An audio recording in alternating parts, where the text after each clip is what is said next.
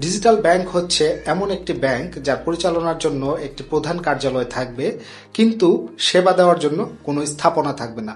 অর্থাৎ কোনো শাখা প্রশাখা, এটিএম, সিডিএম, সিআরএম, কোনো এজেন্ট, মানে কোনো একটা আউটলেট বা কোনো ফিজিক্যাল কোনো একটা স্থাপনা থাকবে না। শুধুমাত্র গ্রাহক তার ভার্চুয়াল কার্ড, কিউআর কোড ইত্যাদির মাধ্যমে একটা মোবাইল ফোন বা ডিজিটাল যে কোনো ডিভাইস ব্যবহার করেই ডিজিটাল ব্যাংকের সেবা পেতে পারেন। এটা ব্যাংকের যে ধরনের সেবাগুলো দিয়ে থাকে সব ধরনের সেবাই পাওয়া যাবে, তবে এলসি বা ঋণপত্র খোলা যাবে না, এবং উচ্চ মাঝারি শিল্প যেগুলো আছে, বৃহৎ আকারে কর্পোরেট লোন যেগুলো, সেগুলো কিন্তু ডিজিটাল ব্যাংক দিবে না।